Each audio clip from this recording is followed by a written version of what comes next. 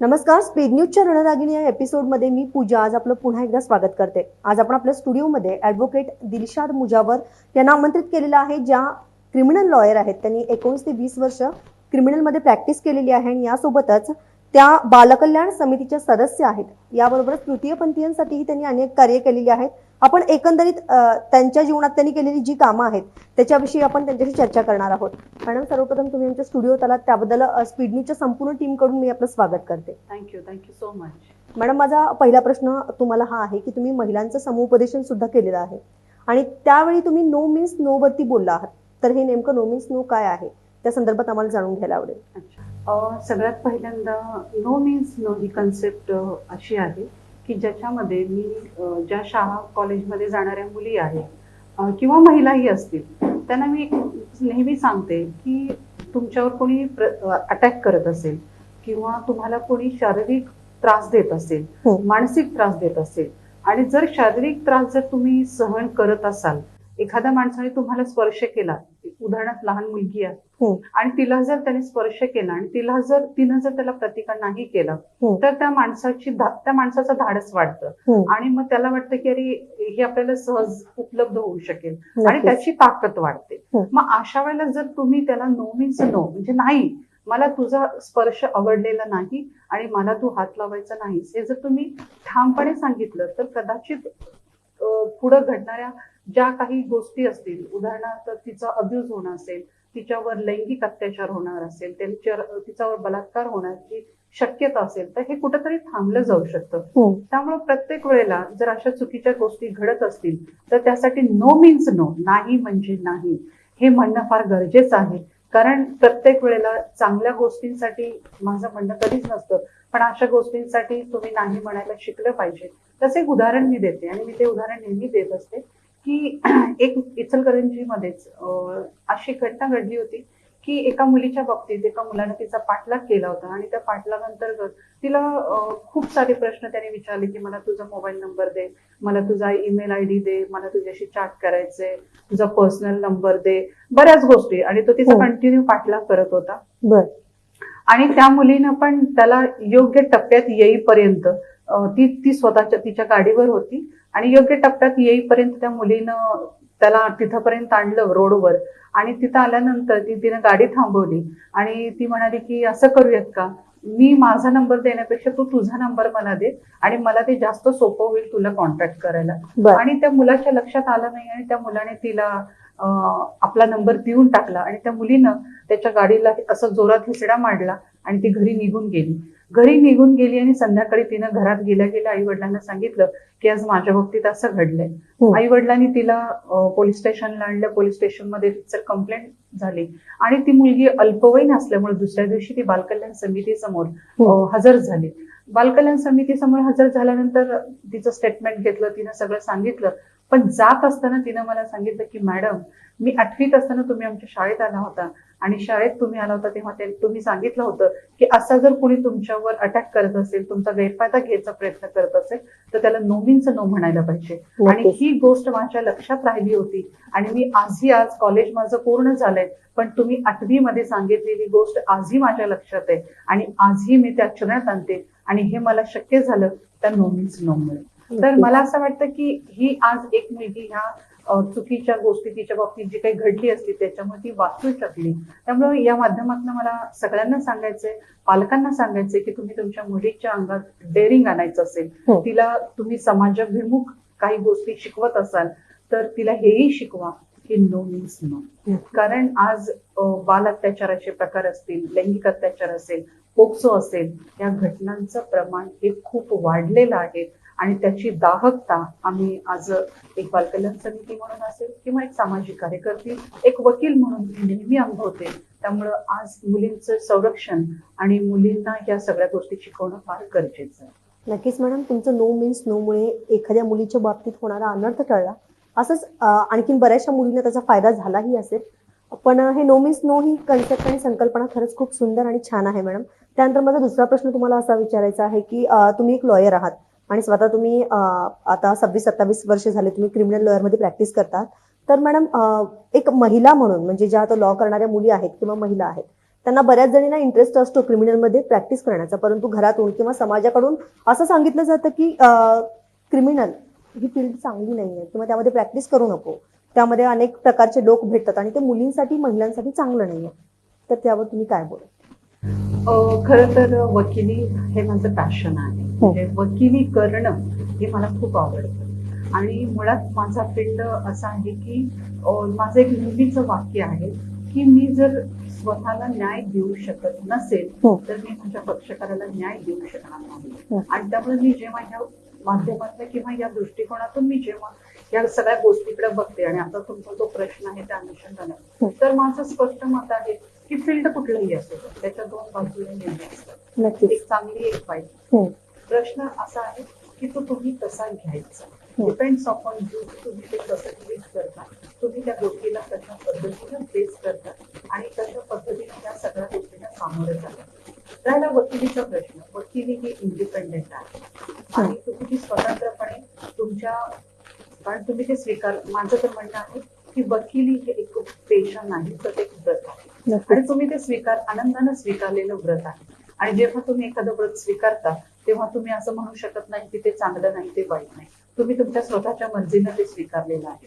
त्यामुळे जेव्हा क्रिमिनल प्रॅक्टिसचा प्रश्न येतो, खरं तर क्रिमिनल प्रॅक्टिस कडे जातं कोण, की ज्या मुलींच्याकडे एक वेगळं काहीतरी करून दाखवायची हिंमत आहे आणि ज्यांच्याकडे एक वेगळं कर्तृत्व आहे, की ज्यांची थिंकिंग वेगळी आहे, त्यांची पर्सनॅलिटी, आणि प्रत्येक व्यक्ती सगळ्या गोष्टी बदलत असतात. क्रिमिनल करणारी, प्रॅक्टिस करणारी व्यक्ती, सिव्हिल करणारी व्यक्ती, योग्य पद्धतीनं जर तुम्ही पहिल्यापासूनच एक अप्रोच ठेवलात की नाही, मला वकिली करत असताना माझं एक स्त्रीत्व असेल किंवा माझा जो स्वाभिमान असेल तो कुठेही दुखावला जाणार नाही आणि तो त्याच्यावर काही इफेक्ट होणार नाही, तर नक्कीच तुम्ही प्रॅक्टिस करू शकता. त्याबद्दल काहीच दुमत नाही. त्यामुळे सिव्हिल करा, क्रिमिनल करा, काहीच प्रॉब्लेम नाही. अच्छा. तर मॅडम, यानंतरचा माझा प्रश्न आहे की तृतीयपंथी लोकांसाठी पण तुम्ही कार्य केलेलं आहे आणि करत आहात. तर तृतीयपंथी आपण म्हटलं तरी सगळे बोलके पोपट असतात, म्हणजे म्हणतात की सगळे समान आहेत वगैरे, पण तृतीयपंथी घटकांना आजही समाजामध्ये उपेक्षित घटक म्हणून पाहिलं जातं. आजही त्यांना अनेक ठिकाणी नोकऱ्या मिळत नाहीत, त्यांच्या खाण्यापिण्याचा प्रश्न निर्माण होतो. तर मॅडम, त्या तृतीयपंथीयांबद्दल समाजात जागृती निर्माण करण्यासाठी तुम्ही काय सांगाल त्यांच्याबद्दल? खरं तर तृतीयपंथी हा आजही उपेक्षित आणि वंचित असा समाज आहे आणि मला असं वाटतं की 2014 मध्ये तृतीयपंथींसाठी नालसा जजमेंट आलं आणि त्या नालसा जजमेंटच्या अनुषंगाने तृतीयपंथीचा जन्म झाला असं मला म्हणायचं. कारण या नालसा जजमेंटनं त्यांना सांगितलं की तुम्हाला जगण्याचा आणि एक माणूस म्हणून जगायचा आहे. जे संविधानानं आपल्याला सर्वसामान्यांना जो अधिकार आहे तो तृतीयपंथीनं दिलेला आहे. हा, आता राहिला प्रश्न असा की आजही समाजामध्ये तृतीयपंथींच्याकडे बघण्याचा दृष्टिकोन आहे हा फार वेगळा आहे. प्रत्येक जण आपल्या परीनं त्याच्याकडे बघत असतो. आता तृतीयपंथींनी सुद्धा थोडस आतापर्यंत त्यांच्यावर अन्याय झालेला, अत्याचार झालेला हे जरी मान्य असलं तरी आता थोड्या ज्या काही शासनानं त्यांच्यासाठी बरेच योजना आणलेल्या आहेत. आता मी महाराष्ट्र सरकारच्या तृतीयपंथी महामंडळाची सदस्य आहे, त्यामुळे काल आमची धनंजय मुंडे साहेबांच्या सोबत मीटिंग झाली आणि त्या मीटिंगमध्ये त्यांच्यासाठी काय योजना आहेत किंवा त्यांच्यासाठी शेल्टर होम असेल, त्यांच्यासाठी बीज भांडवल असेल, त्यांना उद्योगधंद्यासाठी प्रवृत्त करण्यासाठी काही योजना असतील, तर ह्या सगळ्या गोष्टींचा त्यांनी उपयोग करून घेतला पाहिजे.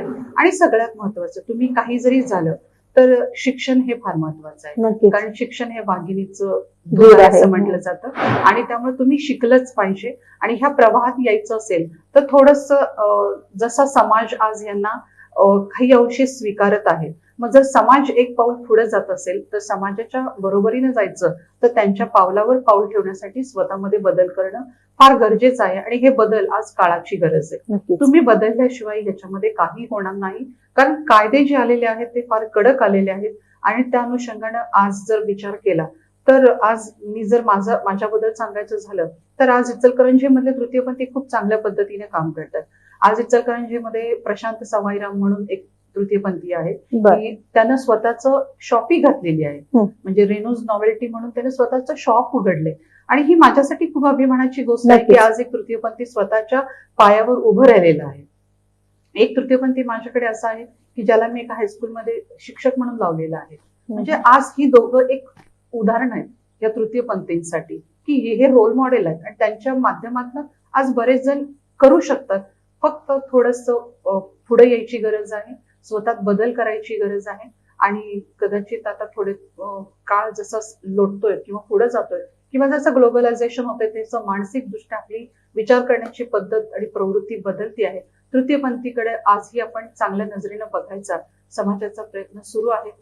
कदाचित आम्ही तो प्रयत्न नक्की करू की समाजाचा दृष्टिकोन यांच्याकडे बघण्याचा जो आहे तो नक्कीच बदलेल. फक्त या लोकांनी सुद्धा तेवढेच प्रयत्न करणं गरजेचं आहे. नक्कीच मॅडम.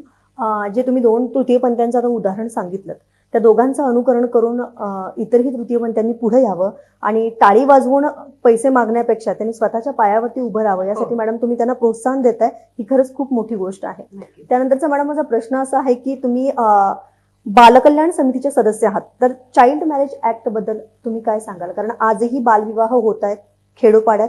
काही सुशिक्षित लोक सुद्धा मुलींचं लवकर लग्न करून देत आहेत 16-17व्या वर्षीच. तर त्यावरती काय बोलाल? त्या ऍक्ट वरती आम्हाला जाणून घ्यायचं आहे. खरं तर चाइल्ड मॅरेज होणं हे या प्रगत समाजासाठी काळीमा आहे असं मला वाटतं. नक्कीच. तो एक समाजाचा कलंक आहे असं मला हं. वाटतं. कारण कुठल्याही मुलीचं अल्पवयीन लग्न होणं हे तिच्या शारीरिक आणि मानसिक स्थितीवर आघात करण्यासारखं आहे. हं. कारण एकतर तिचं शरीर तयार नसतं, तिचं मन तयार नसतं आणि अशा वेळेला जर आपण तिचं जर लग्न जबरदस्तीनं करत असतो तर हे पूर्णतः चुकीचं आहे. चाइल्ड मॅरेज ऍक्ट प्रमाणे आपल्याला माहित आहे की 18 वर्ष पूर्ण झाल्याशिवाय मुलीचं आणि 21 वर्ष पूर्ण झाल्याशिवाय मुलाचं लग्न आपल्याला करता येत नाही. पण तरी देखील ह्या कोरोनाच्या काळामध्ये अनेक पालकांनी कमी खर्चामध्ये लग्न होऊ शकतात याचा गैरफायदा घेतला आणि बऱ्याच मुलींची लग्न केली. दुर्दैवानं कोल्हापूर सारख्या प्रगत जिल्ह्यामध्ये अशी चाइल्ड मॅरेजेस खूप घडत असताना आम्ही ती रोखली सुद्धा. कारण जेव्हा मी बालकल्याण समिती सदस्य म्हणून आपल्या समोर याविषयी माझं मत मांडते तेव्हा मला 2 गोष्टी दिसतात. एक तर यासाठी प्रॉपर यंत्रणा आपल्या समाजामध्ये आहेत, पण याची माहिती लोकांना नाही. मी या माध्यमातून सगळ्यांना सांगू इच्छिते की जेव्हा तुमच्या लक्षात येतं की एखाद्या ठिकाणी चाइल्ड मॅरेज घडतंय तर तुम्ही लागलीच 1098 चाइल्ड लाईनच्या हेल्पलाईनवर तुम्ही फोन करा आणि या मुलीचं लग्न घडतंय अशी माहिती द्या. तर जेव्हा चाइल्ड लाईनला असे फोन येतात तेव्हा चाइल्ड लाईन स्वतः तिथे जातं. पोलीस यंत्रणा त्यांच्या सोबत असते, पोलीस यंत्रणा त्यांना मदत करते. मग आमचे DCP युनिट आहे, जिल्हा बाल संरक्षण कक्ष हे प्रत्येक जिल्ह्यामध्ये असतं. त्यानंतर हे चाइल्ड लाईन, जिल्हा बाल संरक्षण कक्ष, पोलीस यंत्रणा आणि शहरासाठी CDPO म्हणजे चाइल्ड डेव्हलपमेंट ऑफिसर असेल त्याच्यावर ही जबाबदारी दिलेली आहे. आणि ग्रामीण भागामध्ये जर लग्न होत असेल तर जो ग्रामसेवक आहे त्याच्याकडे याची जबाबदारी दिलेली आहे. तर या सगळ्यांना घेऊन जर लग्न होत असेल तर ते थांबवण्याचे अधिकार बालकल्याण समितीला आहेत. बालकल्याण समिती ते आदेश देते आणि हे लग्न थांबवलं जातं. आणि लग्न थांबवल्यानंतर त्या मुलामुलींना जेव्हा समिती समोर आणलं जातं तेव्हा त्यांना जर लग्न घडलं असेल तर आई वडिलांच्या विरोधात तिथं जी लोक उपस्थित होती, मग भटजी आला, मांडव घालणारा आला, मुलाकडची लोक आली, या सगळ्यांच्या विरोधात FIR दाखल करण्याचे आदेश दिले जातात. पण जर घडायचं आहे, अजून अक्षता पडायची तर तोपर्यंत आणलं असेल तर मग त्या मुलीचं 18 वर्ष पूर्ण होईपर्यंत किंवा जर तिच्या पालकांनी सांगितलं की आम्हाला त्या मुलीला आम्ही 18 वर्ष पूर्ण झाल्याशिवाय लग्न करत नाही तर त्या पद्धतीने त्यांचं बंधपत्र लिहून घेतलं जातं आणि ते बंधपत्र लिहून घ्यायचा अधिकार हा फक्त बालकल्याण समितीला आहे. बालकल्याण समिती त्याप्रमाणे त्यांचं बंधपत्र घेते आणि त्याप्रमाणे दर महिन्याला त्या मुलीनं 18 वर्ष जोपर्यंत तिला पूर्ण होत नाही तोपर्यंत तिने दर महिन्याला समितीसमोर येऊन सांगायचं आहे की मी व्यवस्थित आहे, मला कुठलीही जबरदस्ती होत नाहीये आणि माझं जे काही शिक्षण असेल ते मी आता पूर्ण करते. मला या माध्यमातून सांगायचंय की खरंच मुलींना अशी अपेक्षा असते की आपल्या आई वडिलांनी आपल्याला शिकवावं, पण आई वडील जबरदस्तीनं मुलीचं लग्न करतात. तर मुलीवर विश्वास ठेवा, तिला शिकू द्या, तिला लहान वयात ती जी कळी असते ती फोडण्याचा कुठलाही प्रयत्न करू नका. आणि जर केला तर तुम्ही कायद्याच्या कचाट्यात सापडाल. आनंदाचं जे वातावरण असतं घराचं ते कदाचित दुःखात परावर्तित होऊ शकतं. त्यामुळं अल्पवयीन मुलींची आणि मुलाचं लग्न करू नका. नक्कीच मॅडम, त्या अनुषंगानं बालकल्याण समिती संदर्भातला आणखीन एक महत्त्वाचा प्रश्न, दत्तक प्रक्रिया ज्याला आपण अडॉप्शन प्रोसेस म्हणतो, त्याविषयी मॅडम जाणून घ्यायला आवडेल. खरं तर अडॉप्शन ही आपल्या कोल्हापूर जिल्ह्याला संकल्पना नवीन नाही. नक्कीच फार जुनी आहे. जसं आपण शाहू महाराजांचं उदाहरण देतो आणि त्याचाच आजही आम्ही माइलस्टोन म्हणून आमच्या कायद्यांमध्ये ते वापरलं जातं. पण दुर्दैवानं मध्यंतरी कोरोनाच्या काळामध्ये अशा काही बऱ्याच गोष्टी आमच्या वाचनात आल्या की त्याच्यामध्ये असं झालं होतं, एक जाहिरात आली होती की एका गावामध्ये, मला वाटतं पुण्याचीच केस असेल, 2-3 मुली आई वडिलांचा मृत्यू झालेला होता आणि त्या 3 मुलांचं संगोपन करायचं होतं आणि एक जाहिरात आली की ह्या मुलांना दत्तक द्यायचंय आणि कोणी घेणार असेल तर घ्या. तर मला या माध्यमातून सर्व प्रेक्षकांना सांगायचं की दत्तक देणं आणि घेणं ही कुठलीही जाहिरात करण्यासारखी गोष्ट नाहीये. त्याला कायद्याचं अधिष्ठान आहे आणि त्यासाठी योग्य दत्तक प्रक्रिया अवलंबल्यानंतरच तुम्ही दत्तक घ्या. कारण आज अशा पद्धतीनं दत्तक घेणं चुकीच्या पद्धतीनं आणि एखादं अल्पवयीन बाळ, एखादं अनाथ बाळ आपल्या जवळ ठेवणं हा juvenile and justice care and protection act 2015 मध्ये गुन्हा आहे आणि त्यामुळे अशा कुठल्याही गुन्ह्यामध्ये आपण सामील होऊ नये. खरं तर कोरोनाच्या पार्श्वभूमीवर जर म्हणालात तर बरीच मुलं आई वडील त्यांचे जर निधन झालं, बरीच मुलं अनाथ झाली. तर अशा मुलांना जर एखादं बाळ तुम्हाला सापडलं असेल, मग ते बाळ रस्त्याच्या कडेला असेल, भीक मागत असेल किंवा कुणीतरी टाकून दिलं असेल, कुणी सरेंडर केलं असेल, तर अशा बालकांना तुम्ही बालकल्याण समितीसमोर आणा. बालकल्याण समिती त्यांचं योग्य ते पुनर्वसन त्या संस्थांमध्ये करेल आणि लिगली त्या मुलांचं पुनर्वसन होतं. आणि त्यानंतर सगळ्यात महत्वाचं, जर बाळ दत्तक घ्यायचं असेल तर कारा नावाची एक आपल्या केंद्रीय आपला जो म्हणजे महिला बाल विकास जो डिपार्टमेंट आहे, मंत्रालय आहे, त्याच्याकडून काही गाईडलाईन्स आलेल्या आहेत. कारा म्हणजे चाइल्ड अडॉप्शन रिसोर्स अथॉरिटी किंवा आपण तर त्या माध्यमातून त्या वेबसाईटवर जर आपण गेलात तर त्या वेबसाईटवर गेल्यानंतर तुम्हाला त्याच्यामध्ये सगळी माहिती भरायची आहे आणि त्या माहितीच्या अनुषंगाने त्याच्यामध्ये काही संस्था नमूद आहे. त्या संस्थांमध्ये जर आपण आपलं नाव नोंदवलं तर त्या संस्थांच्या माध्यमातून तुमचा सर्वे केला जातो, तुमची माहिती घेतली जाते आणि तुमचं समुपदेशन करून तुम्ही बाळ दत्तक घेऊ शकता का, तुम्ही त्यासाठी तुमची इकॉनॉमिकल कंडिशन काय आहे हे सगळं तपासलं जातं आणि मग तुम्हाला ते बाळ कोर्टाच्या प्रोसिजरनी, एखादं अबॅन्डन झालेलं बाळ जेव्हा समितीकडे येतं तेव्हा समिती त्याला लिगली फ्री करते आणि नंतर मग कायद्याच्या प्रोसिजरनं ते बाळ तुम्हाला लिगली मिळू शकतं. हे झालं अबॅन्डन, सरेंडर, अनाथ बाळ जे असतात मुलं. पण जे नात्यातली मुलं आपल्याला दत्तक घ्यायची असेल तर Hindu adoption and maintenance act आहे, त्या अनुषंगानेच तुम्ही दत्तक घेऊ शकता. आणि दत्तक ही प्रक्रिया खूप सोपी आहे, अजिबात क्लिष्ट नाही. त्यामुळे योग्य तो कायद्याचा उपयोग करून आपण दत्तक घ्यावं असं मला वाटतं. ही प्रक्रिया अत्यंत सोपी आहे, क्लिष्ट नाही. कायद्याच्या चौकटीत राहून प्रशासनाचं सहकार्य घेऊन तुम्ही जर ही प्रोसेस मॅडम पूर्ण केलीत तर नक्कीच फायद्याचं ठरू शकेल. त्यानंतर मॅडम शेवटचा प्रश्न माझा असा आहे की एकल महिलांच्या पुनर्वसनासंदर्भात तुम्ही परवा बोललात, तर त्याविषयी थोडक्यात मॅडम जाणून घ्यायचं आहे. येस, खरं तर मी आता मगाशीच असं म्हणाले की कोरोनाच्या काळामध्ये पूर्ण महाराष्ट्रामध्ये माझ्या माहितीप्रमाणे 13 ते 16,000 महिला आज ह्या विधवा झालेल्या आहेत आणि भविष्यामध्ये हे प्रश्न खूप गंभीर स्वरूपाचे बनणार आहेत. कोल्हापूर जिल्ह्याचा विचार केला तर हा आकडा सुद्धा काही हजारात आहे. पण मला ज्या महिला भेटल्या की त्यांची दुःख मी ऐकली. खरं तर एक कुठल्याही स्त्रीचं आज जी विधवा झालेली आहे तिचं दुःख मी कमी करू शकत नाही किंवा कुणीही काही तिला थोड्या कालासाठी मदत करू शकतं, पण ती मदत तिच्या मुलांसाठी, तिच्या कुटुंबासाठी, मुलांच्या शिक्षणासाठी उपयोगी पडणार नाही. मग यांच्यासाठी काही लाईफ लॉंग करता येईल का? कारण आज आम्ही अशा महिलांना त्यांच्या पायावर उभं करणं, त्यांना सक्षम करणं हे फार गरजेचं आहे. शासन काय करणार आहे किंवा अजून काय शासनाकडून काय माहिती मिळणार आहे, मदत मिळणार आहे, याच्यापेक्षा आपण एक सजग नागरिक म्हणून काय करू शकतो हे फार महत्वाचं आहे. आणि मग मी त्या दृष्टीनं आपल्या कोल्हापूरमध्ये खासबाग मैदानाच्या तिथं महाराष्ट्र माहिती तंत्रज्ञान सहाय्यक केंद्र आहे, त्यांचे जे यशवंत शितोळे आणि प्रणती शितोळे हे दोघं नवरा बायको त्याचे संचालक आणि सचिव आहेत.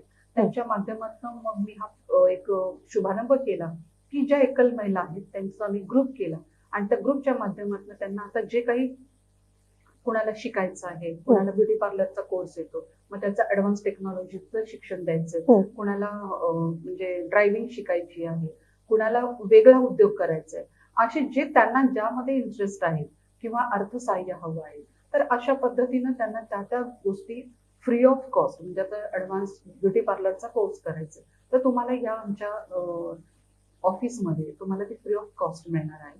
तर तुम्ही त्याचा फायदा करून घ्या असं मला वाटतं.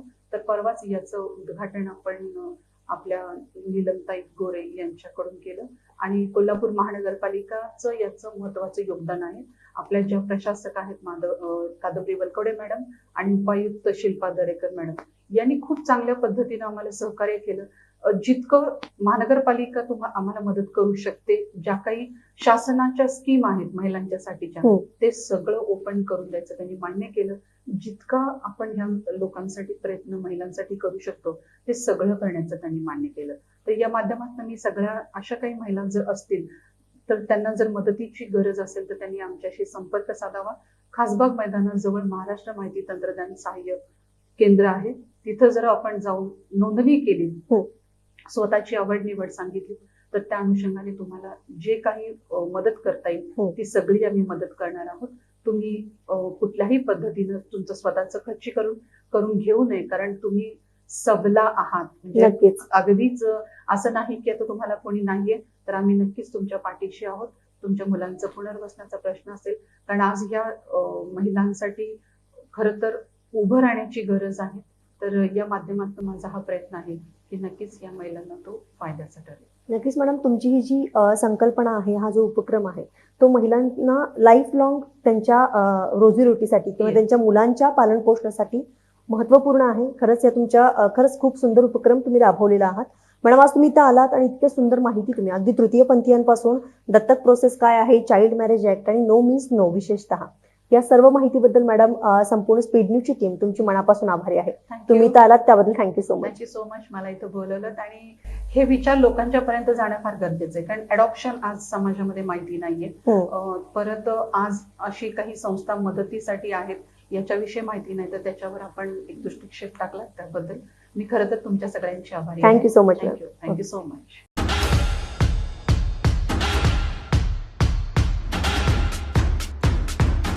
तर अशाच ताज्या अपडेट्ससाठी स्पीड न्यूज लाईव्ह 24 चॅनेलला सबस्क्राईब करा आणि बेल आयकॉनवर प्रेस करा.